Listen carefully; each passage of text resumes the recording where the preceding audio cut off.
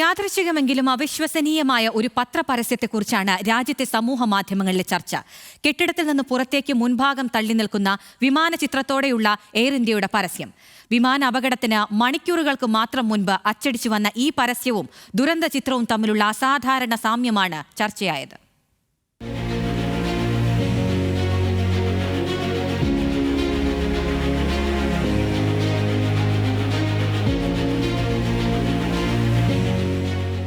June 12-ന് Gujarat എഡിഷനിലടക്കം പ്രസിദ്ധീകരിച്ച mid day പത്രത്തിന്റെ 1-ാം page പരസ്യമാണിത്. കെട്ടിടത്തിനുള്ളിൽ നിന്ന് പുറത്തേക്ക് തള്ളി നിൽക്കുന്ന എയർ ഇന്ത്യ വിമാനത്തിന്റെ മുൻഭാഗം.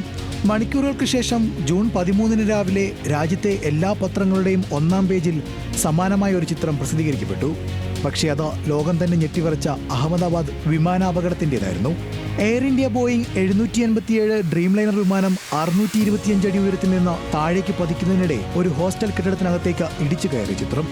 യാദൃച്ഛികമെങ്കിലും അവിശ്വസനീയമായ സമാനത.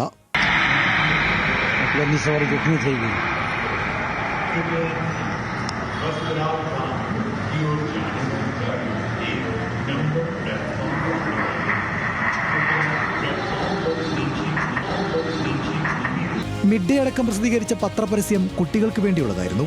എയർ ഇന്ത്യയുടെ സഹകരണത്തോടെ വ്യോമമേഖലയെ സംബന്ധിച്ച വിവരങ്ങളും മറ്റും വിനോദപ്രദമായ രീതിയിൽ പഠിപ്പിക്കുന്ന പദ്ധതിയുടേതാണ് കിഡ്സാനി ഇന്ത്യയുടെ പരസ്യം. കുട്ടികളിൽ ആകാംക്ഷ ഉണർത്താൻ വേണ്ടി മാത്രം ചെയ്തതാണ് വിമാനം തുളച്ചുള്ള പത്രപരസ്യ ഡിസൈൻ. കിഡ്സാനി ഇന്ത്യ ഓഫീസിന്റെ മുൻഭാഗത്തെ ഡിസൈനും ഇങ്ങനെയാണ്.